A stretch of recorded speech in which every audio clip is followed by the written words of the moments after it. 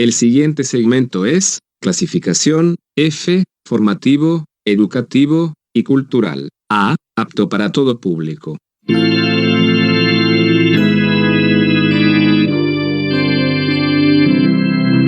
Bienvenido a Hora de Estudio Bíblico con nuestro maestro el Dr. Lehman Strauss.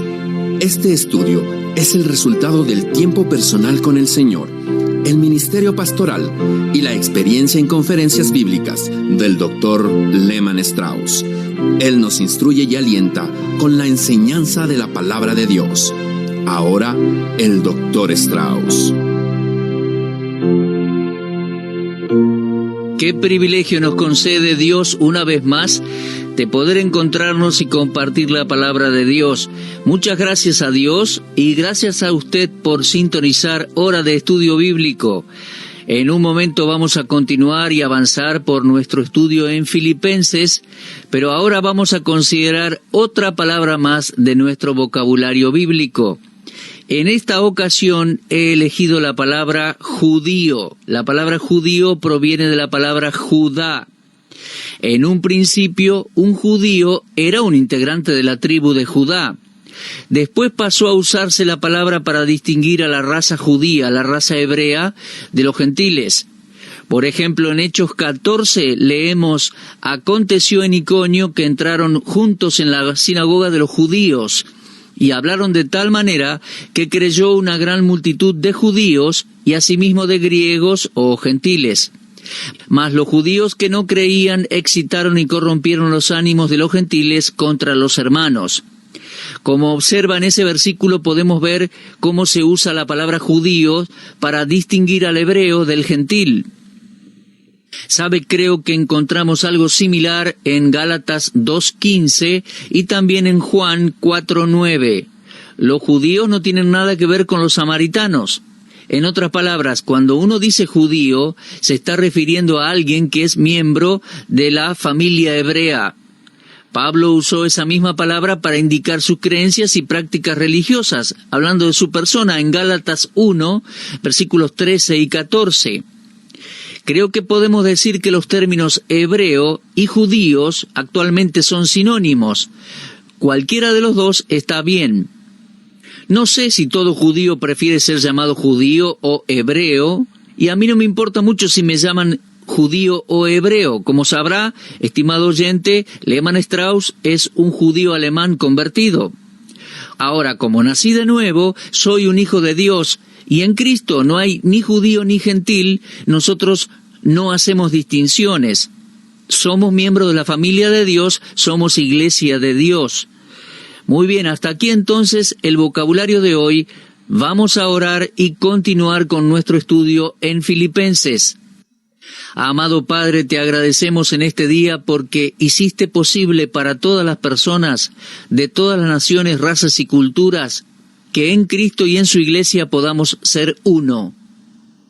Te agradecemos por la fe cristiana, algo único, por el nuevo nacimiento que nos libra de la muerte y nos trae a la vida. Nos saca de las tinieblas a la luz por medio de la fe en Cristo. Gracias, Padre, por esta maravillosa familia en la tierra. Gracias porque podemos ser uno en Cristo. Dios, ayúdanos a amarnos los unos a los otros, ayúdanos a orar los unos por los otros, y te pedimos que cada persona que esté escuchando este programa pueda recibir alimento espiritual de tu palabra. Danos amor por tu palabra, Dios, y por las almas perdidas. Te damos toda la alabanza y gloria, y te pedimos todo esto en el nombre del Señor Jesús. Amén. Muy bien, tome su Biblia, por favor, y ábrala en Filipenses capítulo 3. En nuestro último programa estuvimos hablando del versículo 11, un versículo difícil, porque Pablo dice: si en alguna manera llegase a la resurrección de entre los muertos. Ahora, en el programa anterior no dije todo lo que hubiera querido decir de este versículo porque se nos terminó el tiempo, pero me gustaría volver y clarificar un poquito más el concepto. Alguien sugirió, de manera equivocada, que Pablo estaba preocupado con su seguridad eterna. En otras palabras, ¿estaba pensando que bajo alguna condición podía perder la salvación? Bueno, la respuesta a eso, mis amigos, es que nunca conocí a alguien que haya perdido su salvación. Nunca. Yo he estado por muchos años en el ministerio, hablé con muchas personas y le pregunté a cientos de personas salvas si alguna vez habían perdido la salvación. Nunca conocí un individuo salvo que haya perdido su salvación. Y ningún texto en la Biblia tampoco lo dice. Entonces, en Filipenses 3:11, cuando Pablo dice, si en alguna manera llegase a la resurrección de entre los muertos, debemos entender que él no estaba pensando en cuanto a perder la salvación o algo por el estilo. Recuerde que Pablo dijo en Romanos 8, estoy seguro de que ni la muerte, ni la vida, ni ángeles, ni principados, ni potestades, ni lo presente, ni lo porvenir, ni lo alto, ni lo profundo, ni ninguna otra cosa creada, nos podrá separar del amor de Dios que es en Cristo Jesús, Señor nuestro. También en Filipenses 1:6, la misma epístola que estamos considerando, el apóstol Pablo escribió, lo repito, Filipenses 1:6, estando persuadido de esto, que el que comenzó en vosotros la buena obra, la perfeccionará hasta el día de Jesucristo. Ahora bien, después de leer esto, ¿me va a decir que Pablo estaba preocupado por su seguridad de salvación? Claro que no. Pablo sabía que iría al cielo con certeza. Él no estaba pensando en cuanto a la seguridad aquí en Filipenses 3:11. Hace muchos años atrás, el Dr. Kuyper, un querido amigo, escribió un artículo en la revista Eternidad, en Estados Unidos, e hizo algunos comentarios de este mismo versículo. Filipenses 3:11, permítame que le lea lo que dijo. ¿A qué se refería Pablo al decir que su deseo es alcanzar la resurrección? Hay una pauta en el texto griego. La palabra resurrección del versículo 11 difiere de la palabra resurrección del versículo 10. Usted verá, en el versículo 10 dice, a fin de conocerle y el poder de su resurrección. Y en el versículo 11 dijo, si en alguna manera llegase a la resurrección de entre los muertos. Para ponerlo de otra manera, déjeme decirle que las palabras son diferentes. El término resurrección en el versículo 11 y resurrección en el versículo 10 no son iguales. En el versículo 11 la palabra tiene una preposición, la preposición griega ek, que es equivalente a la palabra afuera. En el castellano esta preposición sería el ex de exterior. También es el ek del Éxodo, el libro de la salida. Es el libro que nos cuenta cómo Dios liberó a su pueblo fuera de Egipto. La palabra resurrección significa literalmente levantarse. Ahora, para la mente griega, las personas vivas estaban levantadas o de pie. Los muertos estaban acostados. Entonces, Pablo hace un juego de palabras en el griego al decir, quiero conocerle y el poder de su resurrección, la participación de sus padecimientos, para poder darle a los muertos espirituales un adelanto de lo que es la vida eterna en acción, al estar en pie notoriamente entre los que están espiritualmente acostados. O sea, para ponerlo de una manera más sencilla, al caminar sus calles, ir a sus casas, entrar en sus negocios, quiero estar tan vivo para Cristo que me vean como un vivo entre los muertos. Bueno, basado en el texto griego parece tener más sentido así y creo que queda más claro. Ahora bien, me pregunto, ¿es ese nuestro deseo? ¿Estar tan vivo para Cristo que parezcamos una persona resucitada entre muertos espirituales? Cada individuo que no conoce a Cristo está muerto espiritualmente. Cada persona que no ha nacido de nuevo está muerta en sus delitos y pecados. Ahora, cuando somos salvos, pasamos de la muerte a la vida. Así que en Filipenses 3:11, Pablo está diciendo, quiero vivir entre ustedes como alguien que pasó de la muerte a la vida. Vida espiritual. Quiero que los muertos espirituales vean lo que significa estar vivo espiritualmente. Bueno, creo que voy a guardar esto en mi corazón y espero ser de bendición a otros. Ahora, hasta aquí va a llegar mi comentario en el versículo 11. Vamos ahora a adelantarnos en nuestro estudio y vamos a leer versículo 12. Dice Pablo, no que lo haya alcanzado ya, ni que ya sea perfecto, sino que prosigo por ver si logro hacer aquello para lo cual fui también asido por Cristo Jesús. Desde que Pablo se salvó, había dos cosas que parecían apoderarse de él. En primer lugar, aceptar sus fracasos pasados. Cuando Dios salva a una persona, Él tiene una meta para la vida de esa persona, llamada la voluntad de Dios para su vida. Y Pablo fue el primero en admitir que no había alcanzado las metas que Dios tenía para él. En otras palabras, no era un cristiano perfecto todavía. Él había dejado algunas cosas inconclusas que debía haber hecho y tal vez perdió tiempo haciendo cosas que no debería haber hecho. Y la segunda cosa que Pablo estaba listo para admitir es que no estaba satisfecho con su estado espiritual presente. Mis amigos, estas dos cosas son muy importantes y creo que cada creyente sincero y honesto las tiene que admitir. Uno necesita esa falta de satisfacción para poder desarrollar su vida espiritual. Si quiero crecer en la gracia, desde ya que no puedo relajarme y dormir en los laureles y decir que lo logré, que no hay más nada que hacer o mejorar. Cuando un creyente está satisfecho, deja de crecer. Después de todo, no hay nada que mejorar. Admitir que no hemos alcanzado la meta es lo más notable que podemos hacer. Y aquí encontramos una declaración honesta de Pablo. Al mirar su vida pasada y todo lo que hizo desde que se convirtió y todos los creyentes que le influenció, las iglesias que estableció y las veces que predicó en ciudades grandes, de seguro que Pablo debe haber tenido algo de satisfacción, de haber logrado mucho. Pero su honestidad iba a impedir que se jactara de su parte. Él iba a admitir que no había logrado identificarse totalmente con Cristo en el poder de su resurrección y en la participación de sus padecimientos, llegando a ser semejante a Él en su muerte. Pablo había progresado, de eso todos estamos seguros, pero había mucho aún por hacer. Creo que él sería la última persona en decir, ya lo logré, ya llegué. En otras palabras, en el versículo 11, él está deseando vivir como un resucitado entre personas muertas espiritualmente. Pero no siempre fue así. Hubieron veces que sí, pero hubieron veces que no. Por eso en el versículo 12 dice, no que lo haya alcanzado ya, ni que ya sea perfecto, sino que prosigo, por ver si logro asir aquello, para lo cual fui también asido por Cristo Jesús. Esa es la confesión de un verdadero cristiano.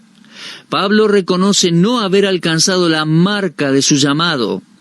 Él nunca estuvo satisfecho y ninguno de nosotros se puede dar el lujo de estarlo. Todos nosotros conocemos nuestro corazón y sabemos lo que no hemos alcanzado. No podemos decir que alcanzamos todas las metas que Dios tiene para nosotros.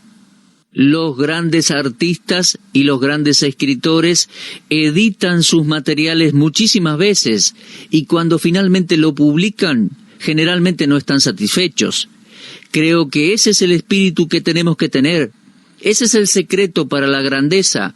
Nunca estar satisfecho con nuestras vidas como cristianos, nuestras vidas como hijos de Dios. Pablo no iba a hacer que sus lectores llegasen a una conclusión falsa y se sintiesen que habían alcanzado el estado de perfección. Es verdad, él había hecho muchísimo por la causa de Cristo, pero no había llegado a la perfección y a la comunión perfecta con el Señor. No había llegado a la conformidad perfecta con la muerte del Señor, y ningún creyente la va a alcanzar en esta vida. No importa cuánto usted crezca en el conocimiento y en la santidad, siempre habrá lugar para mejorar. Siempre hay lugar para crecer y desarrollarse. Y en este momento sería bueno recordar la advertencia solemne de 1 Corintios 10:12. El que piensa estar firme, mire que no caiga. Ese es uno de mis versículos favoritos y lo cito muchas veces. El que piensa estar firme, mire que no caiga. No nos enorgullezcamos en nuestros logros como creyentes. Después de todo, hemos hecho muy poco por el Señor y lo que hicimos se puede mejorar. Algo que siempre tenemos que tener en cuenta es que todos nosotros somos imperfectos mientras estemos en esta tierra. Otros podrán hablar de nosotros y decir que somos ejemplos de bondad y perfección, pero nosotros nos conocemos y sabemos que estamos lejos de alcanzar la perfección en nuestros corazones.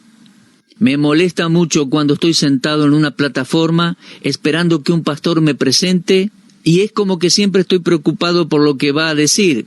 Algunos pastores se ponen a hablar y hacen esas pomposas introducciones que al terminar a uno le da vergüenza y casi miedo de subir a predicar.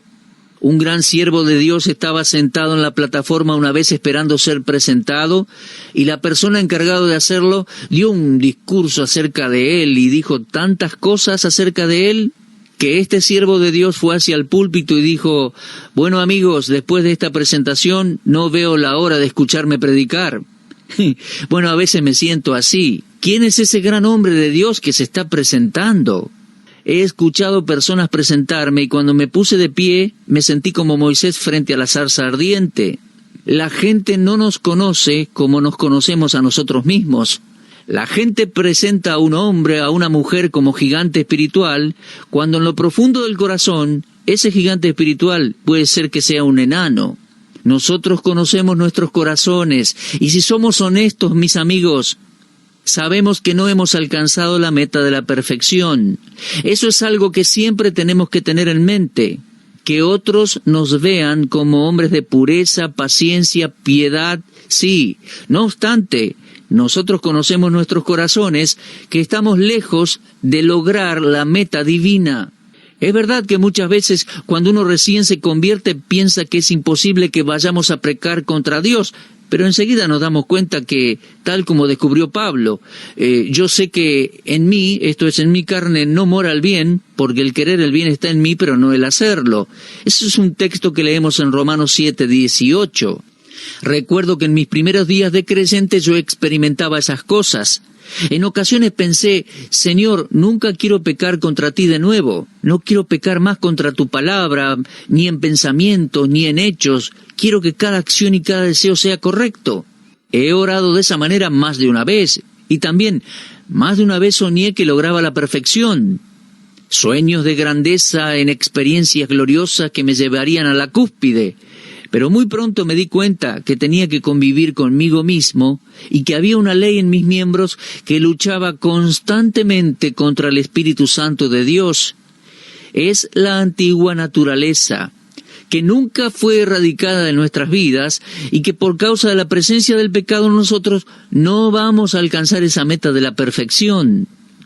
Entonces el apóstol Pablo admitía eso en versículo 12, no que lo haya alcanzado ya. Creo que Pablo, en esta porción, estaba admitiendo honestamente que en la medida de su conocimiento propio, no había alcanzado las metas que Dios había puesto para él. Y él no se quedaba satisfecho, sino que en el versículo 12 dice: prosigo por ver si logro asir aquello para lo cual yo también fui asido por Cristo Jesús. Él simplemente estaba diciendo que pueda obtener o alcanzar aquello que Cristo me alcanzó cuando me salvó. El darse cuenta de su imperfección lo motivaba y entusiasmaba para proseguir a la meta. Pablo no era un mero soñador que no se esforzaba. Lo vemos siendo muy serio y ferviente en su deseo. Subraye por favor esas palabras, sino que prosigo. Viene de un término griego relacionado con un evento deportivo. Pablo puede haber tenido en mente la imagen de un corredor en una competencia, al final casi de la pista, llegando a la meta. Con el final a la vista, prosigue por la pista esperando ganar. El juez estaba sentado junto a la meta, listo para presentar el premio al vencedor, y ese es el premio que Pablo procuraba. Él no se preocupaba por mirar a los lados para ver los competidores, la meta era su objetivo principal. Él no se preocupaba con lo que la gente pensaba de él o dijese de él, la meta que Dios había puesto era su objetivo principal. No podemos dejarnos intimidar por las críticas de otros. Así debemos ser. Ahora, algunos de nosotros que estamos en el ministerio público y somos escuchados por una gran cantidad de personas, estamos expuestos a las críticas. No todos van a estar de acuerdo con lo que digo o con la manera en que lo digo. No todos van a estar de acuerdo con lo que hago o en la manera que lo hago. Yo sé, como ministro del Evangelio, que muy dentro de mi corazón tengo un deseo, y ese es el de hacer la voluntad de Dios. Quiero alcanzar la meta que Dios puso delante de mí.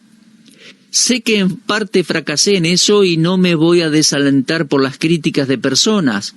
Pueda que tengan razón en algunos aspectos y de ser así quiero aprovecharlo, pero no voy a dejar que las actitudes y las acciones de otros me desanimen o impidan que yo haga lo que Dios quiere que yo haga, lo que Él me llamó a hacer.